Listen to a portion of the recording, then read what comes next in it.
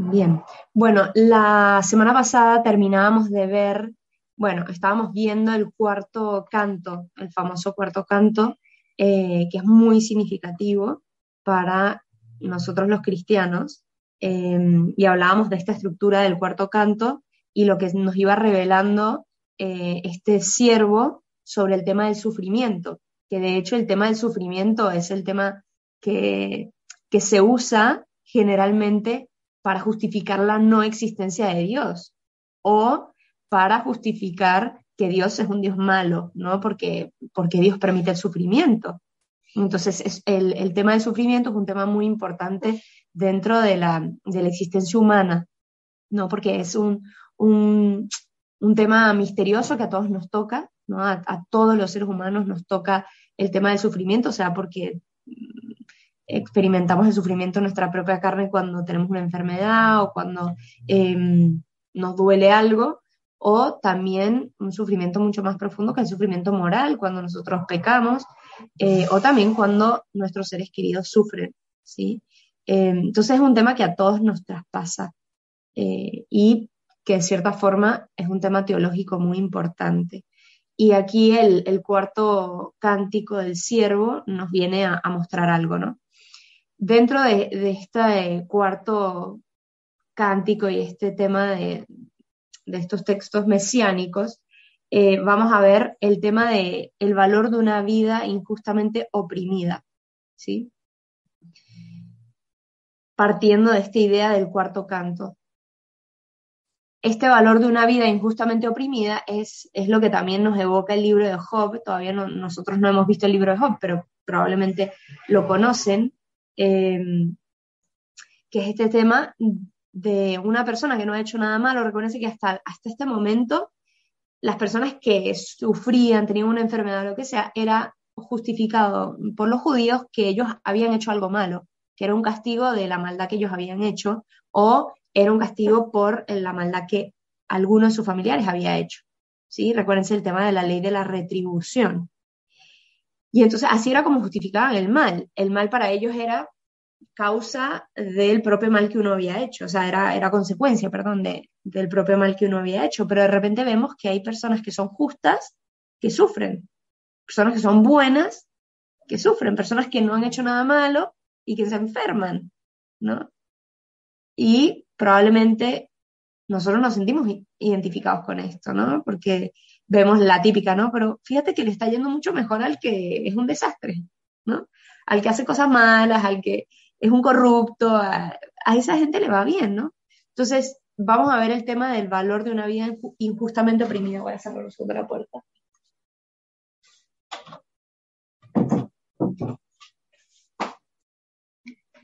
Bien, entonces, los cuatro cantos nos muestran a una persona singular, ¿no? Que es capaz de obtener a través de la fidelidad a la vocación recibida grandes beneficios, ¿sí? Porque esta persona, al ser fiel a Dios, obtiene grandes beneficios, esta persona misteriosa que es el siervo, pero que estos beneficios se pueden sintetizar en tres aspectos, ¿sí? Vamos a ver tres subtemas dentro del valor de una vida injustamente oprimida. El primer tema va a ser el siervo y los pecados, ¿no? ¿Cuál es la relación entre este siervo justo, este siervo que viene, que es fiel, y los pecados, ¿no? ¿Cuál es la relación entre ellos dos cuando el siervo es una persona fiel, ¿no? ¿Qué relación tiene él con los pecados? Hay dos verbos que expresan la capacidad de eliminar la separación que se había creado entre Dios y el hombre, entre Dios y la humanidad. ¿Sí? Recuérdense que el pueblo de Israel pecó y por eso se separa.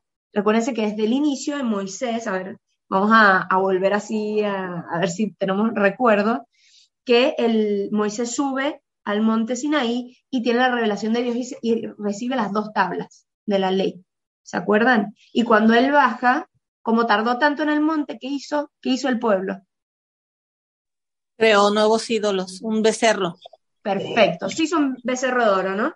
Derritieron todo el oro que tenían y se construyeron un becerro de oro y se los encontró a todos alabando al becerro de oro ¿Por qué? Porque perdieron la esperanza que Moisés iba a traerles una solución. Y eso muchas veces nos pasa a nosotros, ¿no?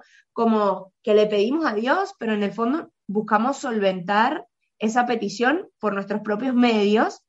No vaya a ser que Dios no venga y nos resuelva la cosa, ¿no? Un poco como le pasó a Abraham y Sara, que Sara, no estoy quedando embarazada, bueno, vamos a solventar esto de otra manera, acuéstate con mi esclava y vamos a ver, pero no puedo. Y a veces nos pasa eso, ¿no?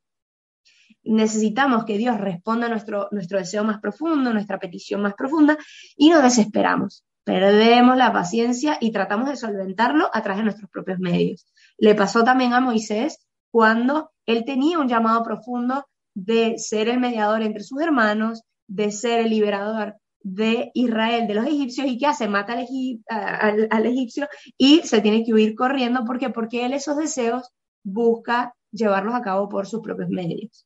¿Sí? Y no busca esperar la revelación de Dios, el que Dios le diga cómo hacerlo. ¿Sí? No es que el deseo de Moisés era inadecuado.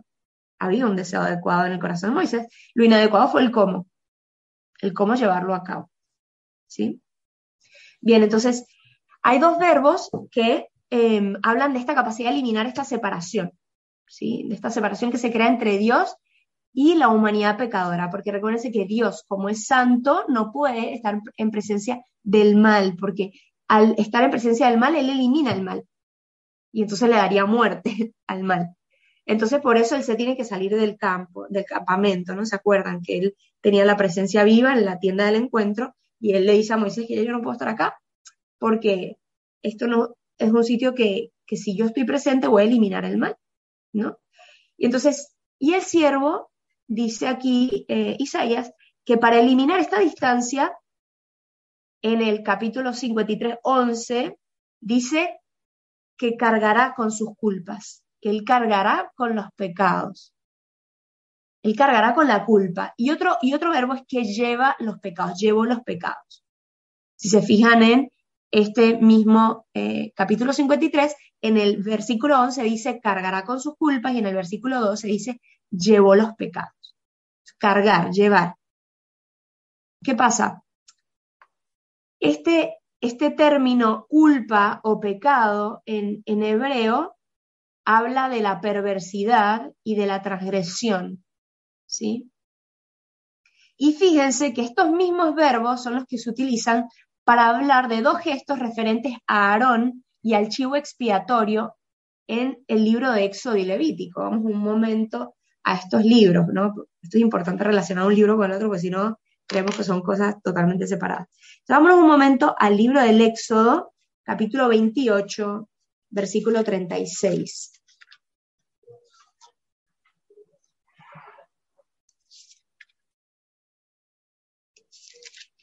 Del 36 al 38, ¿sí? Vamos a leer. Está hablándole a Aarón de cómo Aarón tenía que vestirse para ser sacerdote. Recuérdense que Aarón era el sacerdote. Moisés no fue sacerdote. El sacerdote era Aarón y él hablaba en nombre de Moisés. Y decía, harás también una diadema de oro puro y grabarás en ella como un sello consagrado al Señor. O sea, él tenía que usar una diadema y que dijera consagrado, separado para Dios. Separado. Por eso, fíjense que lleva el sacerdote aquí, una diadema, pero en el cuello, que indica consagrado al Señor. ¿Qué lleva generalmente una persona consagrada? Una cruz, una medalla, algo que indique que está consagrado, ¿sí? Una persona religiosa utiliza un hábito, ¿sí? Que indica ¿qué? Indica de hecho la separación con el mundo. La sujetarás al turbante por su parte delantera y con un cordón de púrpura violácea. Estará sobre la frente de Aarón. Y atentos, miren lo que dice aquí. Pues Aarón cargará con la culpa en que hayan incurrido los hijos de Israel al hacer sus ofrendas sagradas. La llevará siempre sobre su frente para reconciliarlos con el Señor. Fíjense que utiliza el mismo verbo, cargará con las culpas. El siervo cargará con las culpas. Este mismo verbo que utiliza para Aarón. Aarón era el sacerdote, por lo tanto un siervo que parece que tiene como algo sacerdotal, pero que su cualidad sacerdotal se la da el tema del sufrimiento. Sigamos. Levítico 16:22.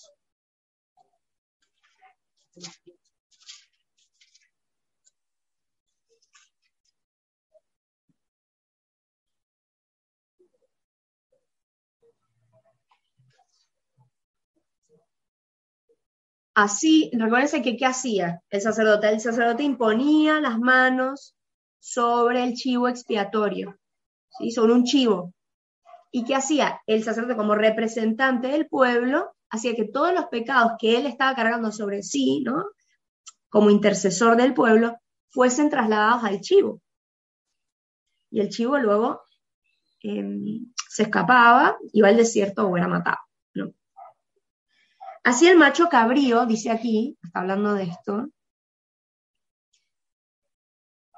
Fíjense que vamos a leer desde el 21. Con las 2 manos sobre la cabeza del macho cabrío vivo, confesará sobre él las iniquidades y delitos de los hijos de Israel, todos sus pecados, se los echará encima de la cabeza al macho cabrío, y después con el hombre designado para ello lo mandará al desierto. Y luego dice, así el macho cabrío se lleva consigo a región desierta todas sus iniquidades.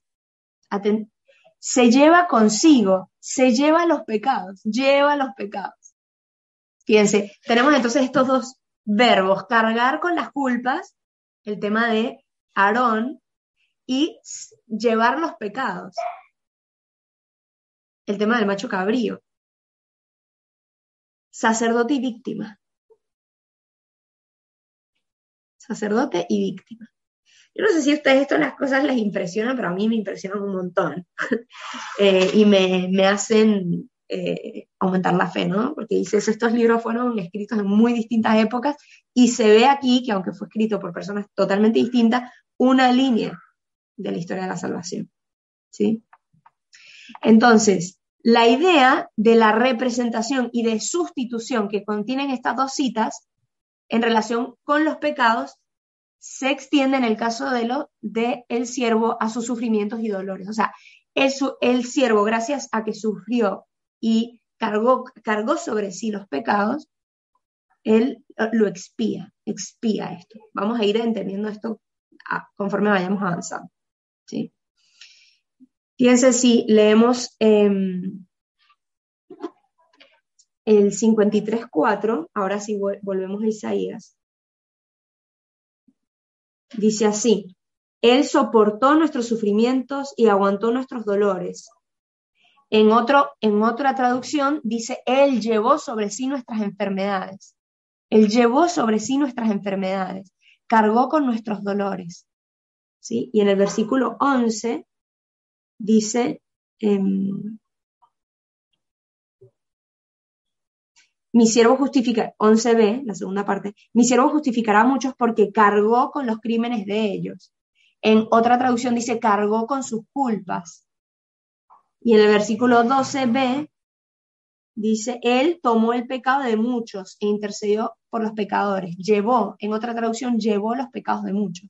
Cargar, llevar. Fíjense que es lo que se habla tal cual es el paralelismo clarísimo que nos hace referencia a Aarón y al chivo expiatorio, ¿sí? ¿Qué pasa?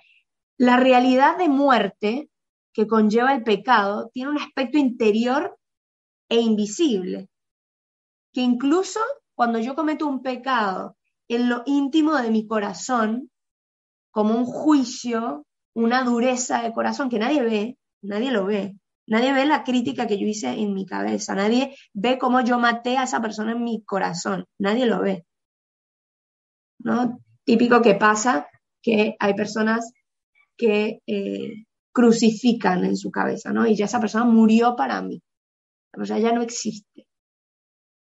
Hice un entierro virtual en mi cabeza, ¿no? ¿Qué pasa?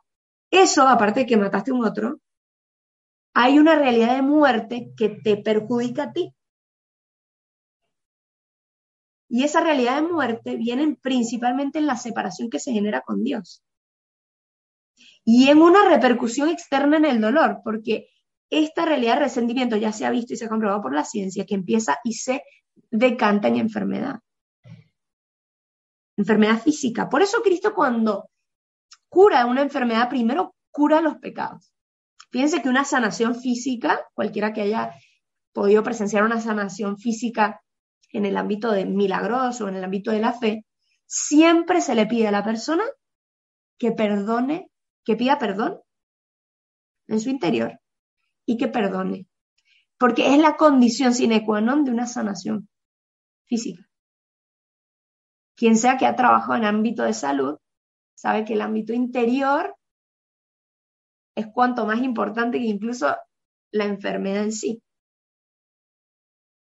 Y esto está recontracomprobado. Hay quienes dicen que no, que la enfermedad pues es la enfermedad, pero muchas veces la enfermedad va muy vinculada con un aspecto interior. De hecho, el otro día leía un libro de sanación que les recomiendo a todos altamente, este libro. Se encuentra también en español, se llama Be Healed o Sé Sanado, y es de Bob Schutz. Excelente, excelente libro. Recontra recomendado. ¿Sí? Él tiene varios de sanación. Es un hombre que tiene un centro de sanación en Estados Unidos y tiene mucha relación con la teología del cuerpo. Luego les mando bien la referencia, pero okay. También, gracias. Tiene varios libros. Este es el primero, Be Healed o Sé Sanado, otro que se llama Be Restored o Ser Restaurado, que se trata más sobre las heridas en el ámbito de la sexualidad, y no se crean ustedes que solo aplica para personas que han sido abusadas o algo así. Todos tenemos heridas también en la sexualidad por diferentes causas o motivos. Y otro se llama Be Transformed o Ser Transformado, que es todo el poder curativo de los sacramentos. ¿Sí? Y son un espectáculo los 3 libros, buenísimos.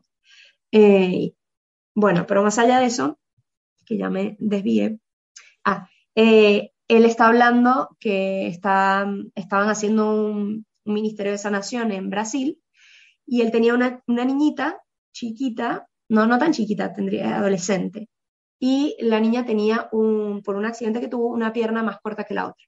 ¿Sí? No porque se la habían tenido que operar, no la cortaron la pierna, sino que a partir de ahí ella tenía una pierna más corta que la otra. Y entonces están rezando por ella para sanarla, para que sanarla de esta pierna, ¿no? Esta sanación física. Y estaban rezando por ella y no se sanaba.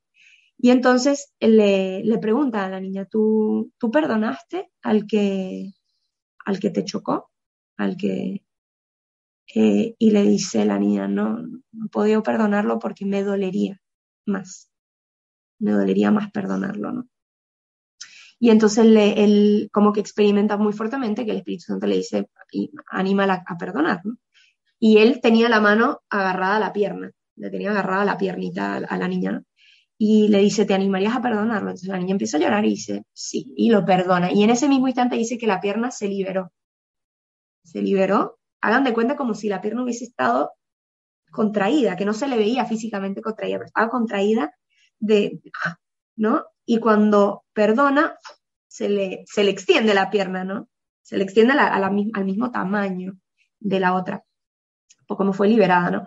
Y a mí me dio mucha luz este tema de la liberación, porque en el fondo eso es lo que pasa a nivel espiritual, ¿no? Como que cuando no perdonamos y no hemos dejado a Dios entrar en ese lugar, estamos como tensionados, ¿no? Estamos como reprimidos, ¿no? Y esto es la realidad mortífera del pecado. Y se podría decir, uy, pero esta niña, ¿qué pecado tenía, no? Podía considerarse que tenía pecado por no haber perdonado siendo una niña tan chiquitín. Y él dice, yo no me puedo meter en el ámbito moral de que si había pecado o no, porque en el ámbito moral prácticamente seguro que no había pecado, ¿me entiendes?, en esta niña. Pero el efecto lastimador del no perdón sí había estado en ella.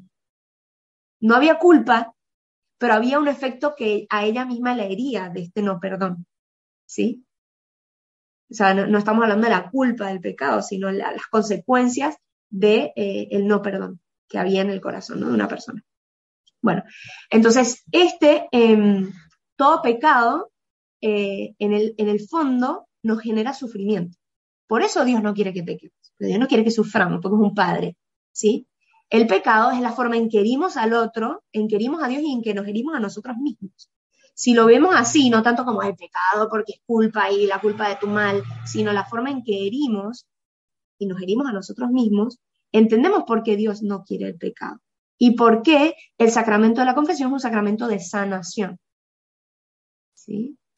De hecho, los dos sacramentos de sanación son la unción y la confesión. Es un sacramento de sanación, la confesión. Si nosotros tuviésemos esa conciencia de ir al sacramento de la confesión como un momento de sanación, en donde yo voy a poner ahí no mis pecados, sino mis heridas, y la forma en que yo he herido, iríamos con una disposición yo creo que un poco distinta, ¿sí? Y no en la sala de tortura donde vamos a ver nuestras culpas y nos vamos a humillar, ¿sí? Sino un lugar en donde vamos al médico a ser tocados y a ser ungidos en esas heridas, ¿no? Bien, entonces el portador de la novedad de Dios, ¿no?, que en este caso es el profeta, habla sobre este justo que atrae sobre sí toda la oposición del pecado, ¿no?, que está contrario a Dios y carga con él, carga con este pecado. Y dices, ¿por qué? ¿Por qué no? No, vamos a entenderlo después. Porque este siervo carga. La inocencia, la fidelidad al proyecto divino es lo que en definitiva destruye el mal. ¿Cómo solemos los seres humanos buscar la destrucción del mal? A través de más mal, ¿no? Y resulta que el mal se destruye, y las consecuencias del mal se destruyen con la inocencia y la fidelidad al proyecto divino. Cuando nosotros ponemos amor donde no hay amor, podemos sacar amor. Por lo tanto, cuando el justo vive desde el amor y el bien, la maldad es neutralizada e incluso vencida. El mal se vence con el bien. Por eso cuando alguien viene a atacarnos, lo peor que nosotros vamos a hacer es atacar de vuelta. Porque así no vamos a vencer el mal, vamos a hacer la bola de nieve del mal. Vamos a colaborar con la producción del mal en el mundo. ¿Sí? Eloísa. Ajá, y si te han ofendido o tú te sientes ofendida, como tú acabas de decir, muchas veces la herida está dentro y no es tan... ¿cómo se hace? ¿Cómo se hace? ¿Cómo se hace? Bueno, ahí es donde tenemos que pedirle el auxilio divino, porque nosotros no podemos. Nosotros no podemos por nuestra cuenta y por eso necesitamos la salvación. Ahí cuando nosotros reaccionamos desde nuestra herida, porque de repente es lo que tú dices, de repente el otro no se está hiriendo, sino que uno con su herida reacciona desde la herida y ya está, ¿no? Bueno, ahí nos damos cuenta que necesitamos la redención, necesitamos, y ahí, no sé, yo pongo un ejemplo, cuando yo me doy cuenta que yo estoy reaccionando desde mi herida, porque incluso cuando el otro me hiere, y yo me doy cuenta que es porque el otro está herido, como que, no sé, como que no dejo entrar no dejo entrar ese dolor tan profundo, no le doy tanto espacio, ¿no? Porque también es parte de nosotros, bueno, le damos todo el espacio posible a esa herida y que más profundo, ¿no? Y es como, no le voy a dar tanto espacio. Y lo segundo es, cuando yo me doy cuenta que estoy siendo, que reacciones de mi herida, me doy cuenta de mi herida. Y entonces ahí tengo la posibilidad de ponérsela delante de Dios y decir, Señor, mira cómo estoy, ¿no? O sea, necesito que entres ahí, ¿no? Y ahí es donde voy más conscientemente a los sacramentos y ya no voy simplemente a recibir a Dios abstractamente, sino que lo voy a recibir literalmente en ese lugar de herida que yo tengo. Y le digo, Señor, entra ahí, ¿no? Y voy y llevo eso a la confesión. Y entra ahí, entra en ese lugar. Y no llevo datos o pecados, no sé, físicos, sino como que llevo esa herida a la confesión, llevo eso al sacramento de la Eucaristía, ¿no? Lo expongo, así como el corazón de Cristo se expone, me expongo yo ahí delante del Señor para que el Señor con su gracia sane, ¿no? Y ahí aumenta nuestra fe porque de hecho experimentamos su sanación en esos momentos. Pero la sanación se va a experimentar en la medida en que nosotros llevemos más conscientemente nuestras heridas delante del Señor. ¿no? Pues si no, no hay manera, Dios no va a entrar a la fuerza a esos lugares. Nosotros se los tenemos que exponer a Él para que Él pueda entrar. ¿Sí? Bien. Entonces, el mal se vence con el bien, ¿no? Esa es la relación del siervo y los pecados. El segundo tema de este valor de una vida, injustamente oprimida es el siervo que se presenta como mediador de la reconciliación. ¿Sí? El siervo nos los presentan como un hombre, una persona que asume libremente la responsabilidad de la culpa de los demás. ¿Quién haría esto? ¿No? Y alguien que te ama, ¿no? Un papá por sus hijos, ¿no? Una cosa así como bien. Y estas películas típicas que nos muestran a alguien que asume. Mari, ¿como mediador de qué? De la reconciliación. Ok, gracias. Entonces el siervo asume libremente la responsabilidad de las culpas de los demás, poniéndose a sí mismo como a su vida como expiación. Entonces, este término de expiación, que de por sí la expiación, la palabra expiación, significa obligación derivada de una culpa. ¿Sí? Cuando yo voy a tu casa y te rompí el cristal de tu ventana, no vale que yo solo te diga, ay, perdón por romperlo, yo tengo que expiar mi culpa y buscar un señor que ponga un vidrio nuevo y pagarlo. Tengo que pagar mi culpa. ¿Sí? Perdón, Mari, ¿cómo definiste expiación? La obligación derivada de una culpa. Sí, Augusto. Yo lo que no entiendo es por qué necesitamos que alguien se sacrifique por nosotros, ¿entendés? O sea, eso es lo que no entiendo. Entiendo que vos cuando o sea, que para perdonar al otro te tenés que sacar tus zapatos y ponerte en los zapatos del otro para poder entender lo que le está pasando. Eso lo entiendo, pero es como reconciliarse con la herida del otro y eso es imposible porque no estás en la vida del otro, entonces como que allí hay un punto en el que, así como uno le pasa lo mismo con uno mismo, trata de hacerlo con el otro, pero somos seres humanos y nos va a seguir pasando, porque no es que vamos a sanar de un día para el otro de todo. Me imagino que es todo un ejercicio hasta el día que nos muramos, que tampoco vamos a poder hacer todo. Entonces, como lo que no termino de entender es si por más esfuerzo que hagamos y por más que le pidamos a Dios que sane en nosotros todas nuestras heridas, vamos a seguir teniendo cosas que sanar. Lo que no entiendo es por qué necesitamos que Dios cargue con nuestras culpas, ¿entendés? ¿Por qué? ¿Por qué hace falta un sacrificio? Si no sé, como que en el momento que pedís perdón, ya entraste en eso, ya está listo. ¿Por qué no nos perdona una vez por todas y se terminó, ¿entendés? Eso es lo que no entiendo. ¿Por qué tenemos que estar todo el tiempo? Sí. A ver, creo que en tu misma pregunta está la respuesta, porque justamente cuando dices, y no podemos como salir de esto y como que estamos perpetuamente heridos, nos damos cuenta que es algo de lo cual nosotros no podemos salir por nosotros solos. Como que es una situación que necesitamos ayuda, ¿no? Es como cuando te metiste en un hoyo y no tienes cuerda, y estás en un hoyo profundo y necesitas que alguien te tire una cuerda. Como que no puedes salir de ahí por ti mismo, ¿no? Entonces, uno, es eso, como que la experiencia real de yo darme cuenta que aunque quisiera no puedo salir de aquí, sino una ayuda. Y dos, porque yo no he tocado la profundidad de mi pecado para entender, de nuevo, al yo entender la profundidad del mal, puedo entender la profundidad de la solución que se le pone. Entonces, esto de a poco uno va entendiendo como la profundidad del mal que hay en el corazón humano para poder comprender por qué Dios tiene que acabar en una cruz, ¿no? Pero esto, de nuevo, creo que nos va a ir iluminando mientras vayamos recorriendo esto último que nos queda de Isaías, porque justamente entra mucho sobre este tema. Entonces, este término, que es el tema de la expiación, es que hay aquí hay una pregunta, Felipe. No sí. Se te escucha. A ver. Dale, bueno, okay. Lo que digo, en razón, muchas veces cuando uno va al psicólogo, okay, uno busca profundizar para ayudarte a entender algo que está fuera de tu alcance, ¿no? Y se puede llegar también por la confesión, pero en parte es porque muchas veces el odio o lo que nos hicieron a nosotros está siendo como un resultado de algo que nosotros sufrimos anteriormente.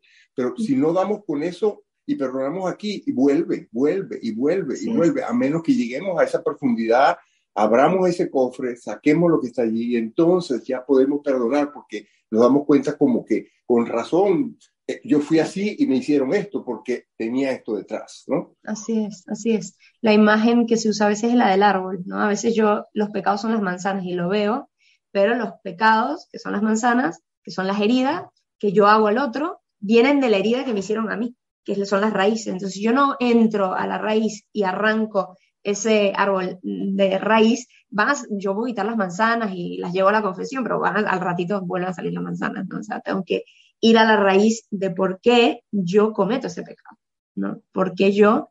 Y no desde la culpa, de nuevo, desde el entender que yo he sido herido, ¿no?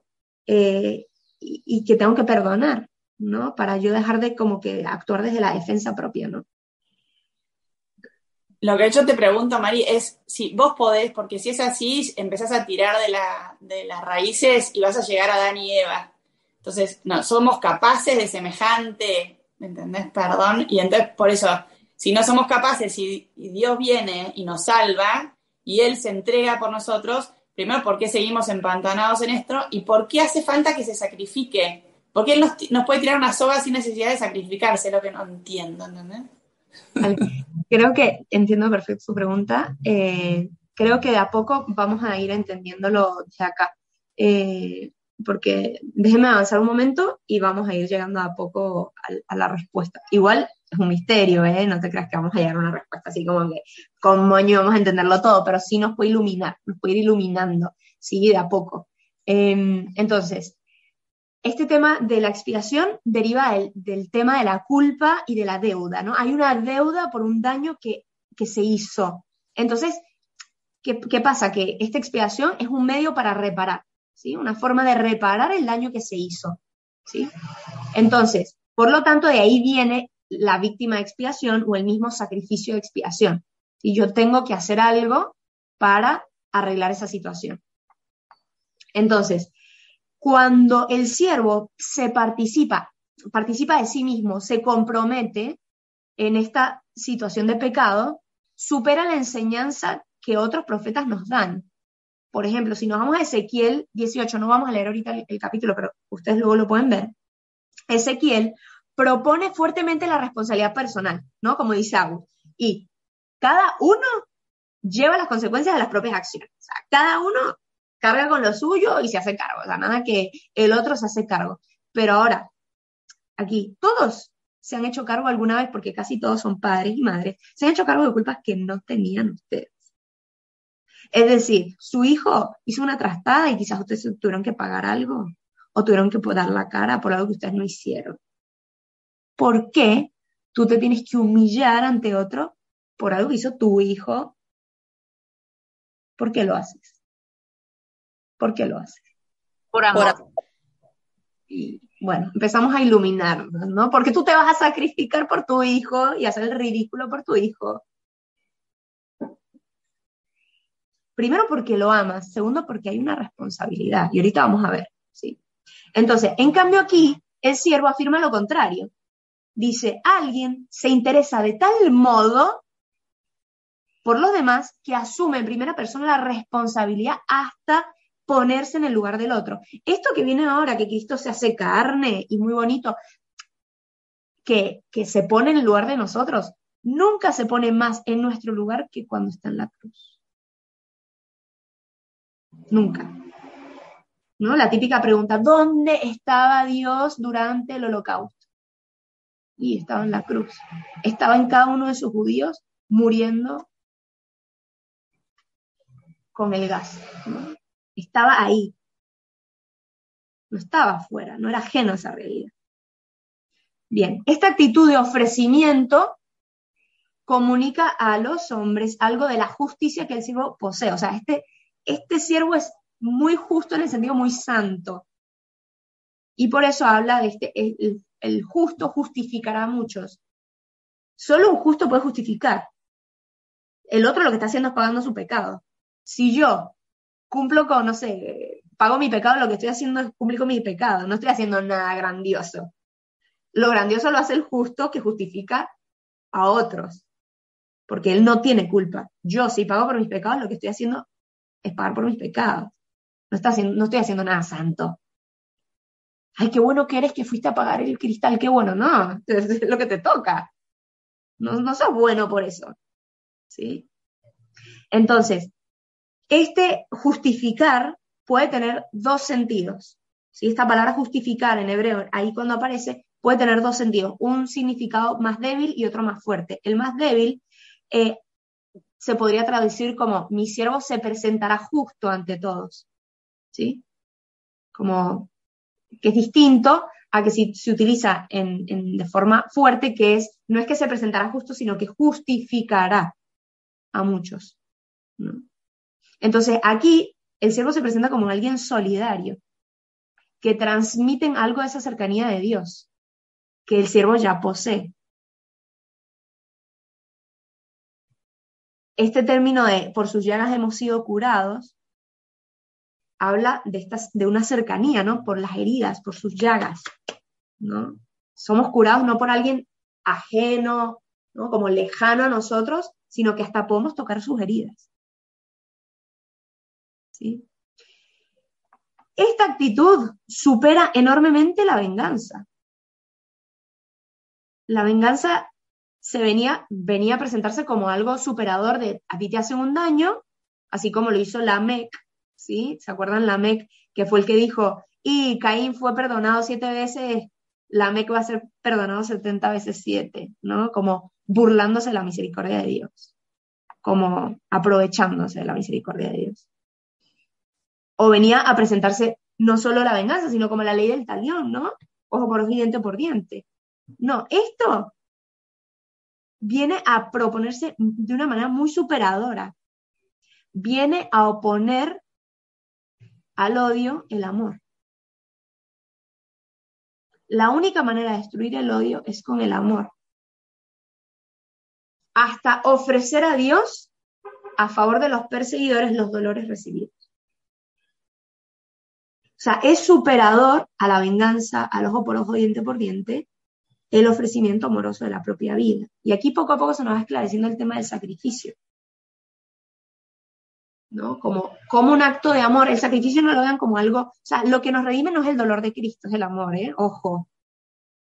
O sea, nadie dice, ay, qué buen padre fuiste porque te humillaste delante de él. Nada, porque amaste a tu hijo, lo protegiste y pagaste el cristal que él rompió. Lo que pasa es que nosotros nos hemos quedado mucho que lo que nos salva es el flagelo. No nos salva el flagelo, nos salva el amor de Cristo. El amor de Cristo por nosotros, que es capaz de atravesar cualquier situación, incluso la cruz, incluso los flagelos, cualquier cosa. Pero eso no es lo importante. Lo importante es el amor que hay en esa acción, ¿sí? Y eso es el sacrificio, la verdad. El sacrificio para nosotros, mortales del siglo XXI, nos hemos centrado demasiado en que el sacrificio es algo que te tiene que valer y que es un horror, una cosa espantosa y que te tienes que flagelar. Eso no es el sacrificio. El sacrificio es apartar algo para Dios. Sacrificar, hacer santo. Bien, entonces, esta presentación de algo superador, ¿no? Del amor que es lo que realmente genera la reconciliación, ¿sí? Y cualquiera que ha visto en sus vínculos humanos, me hiciste daño, ahora me tienes que reparar con esto. Es mucho más vinculador cuando yo te perdono y te abrazo con eso y no te hago a ti como que pagar por tus culpas, sino que te perdono aún así, la otra persona, o sea, de hecho se siente más vinculada a vos, ¿no? Y es lo que hace generalmente un padre. Un padre perdona a sus hijos y no les pide que paguen.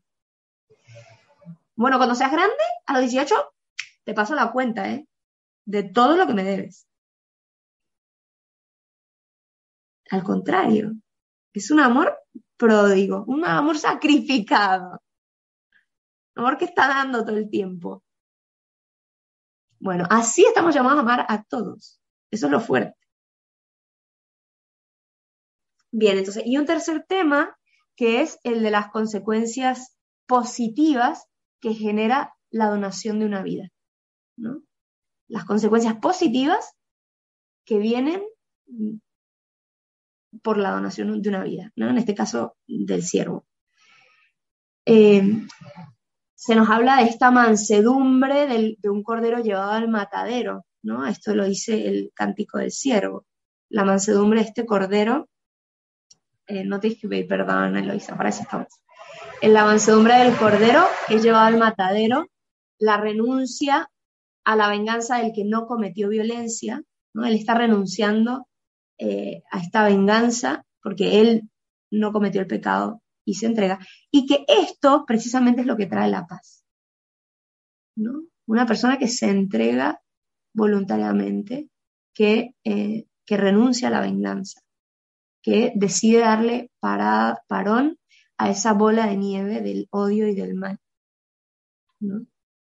Entonces, esta fórmula expresiva viene a través de este tema de que Él trae la salvación, ¿no? Este juicio más benévolo que es capaz de ver lo que le pasó a la persona culpable y logra ver más allá, ¿no? Un poco de esto que hablaba Agus, ¿no? Que es capaz de ver más allá del mal que comete la persona y entender que quizás hay algo de fondo, ¿no? Que hay algo de bondad en el otro, ¿no? Y por eso el justo se entrega.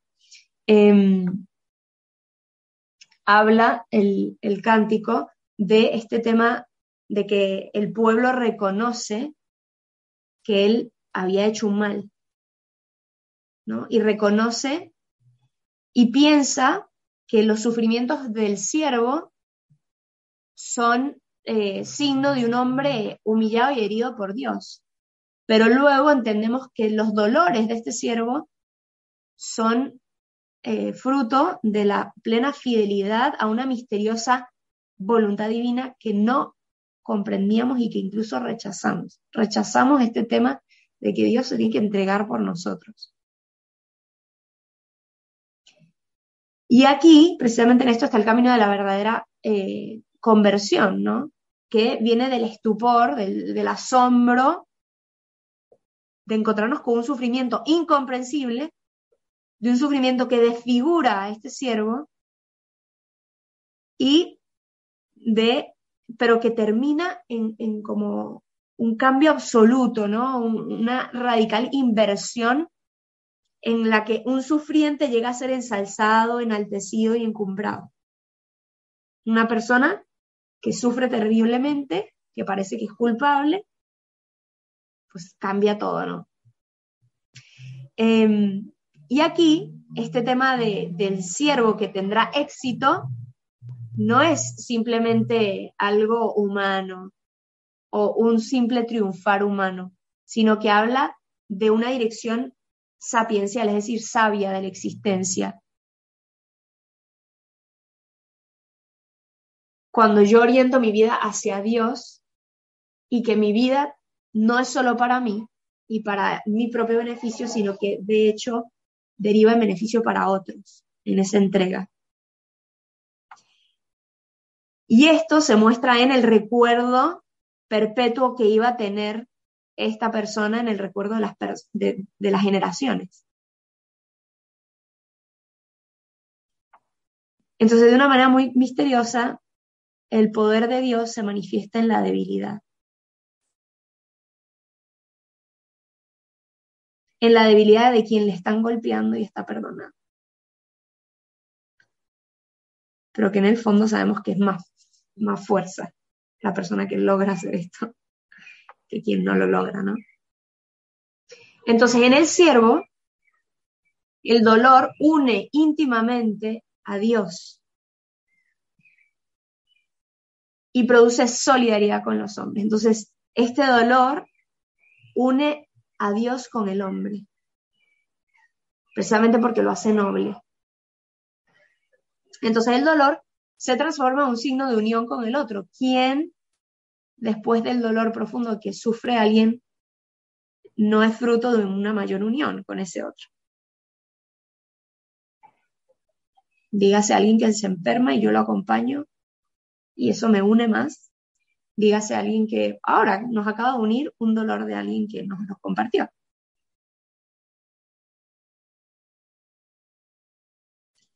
Entonces, el dolor misteriosamente se convierte en un signo de unión, de un encuentro mucho más profundo. Y lo acabamos de ver, y lo podemos vivir constantemente en nuestra vida. ¿Por qué nos pasa que en los retiros y alguien nos comparte algo de su sufrimiento y nos une a esa persona y entre nosotros, entre los que escuchamos este testimonio? El dolor, que constituye para muchos la más fuerte objeción de la justicia y la existencia de Dios, lo que les decía al inicio, cuando vemos el dolor de un niño, de una persona inocente, es la primera objeción de la existencia de Dios, o de la bondad de Dios. Decimos, Dios no puede existir si existe esto. Precisamente encuentra en la solidaridad y en esa extrema debilidad que es el pecado una respuesta que nos ilumina.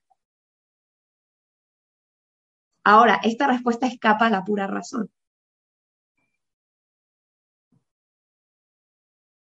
Y lo único que nos queda es aferrarnos a la aceptación confiada del testimonio divino. No nos queda otra, porque hay un misterio ahí que no terminamos de ver. Y lo único que nos queda es hacer el salto de fe, de confianza, de decir, Señor, yo veo por experiencia que el dolor me une a otros, veo por experiencia que al verte en la cruz me une a vos. Pero aún así el misterio sigue estando presente, ¿no? Como que no termino de entender por qué no pudo haber sido de otra manera.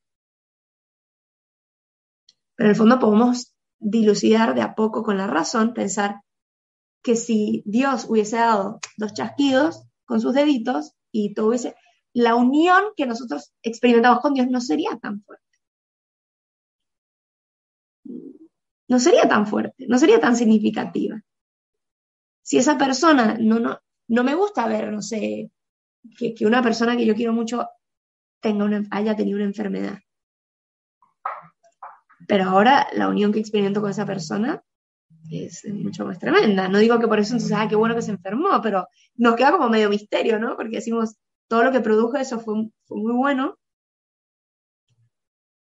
¿no? Y entonces se me queda la pregunta abierta. Quisiera que volviera a pasar. ¿Cómo voy a querer que vuelva a pasar que alguien se enferme? Pero a la vez veo los frutos de eso. Entonces me quedo como medio una disyuntiva. No sé qué hubiese sido mejor, pero la verdad es que veo los frutos en mi vida personal de sufrimientos que luego trajeron mucha bondad, ¿no?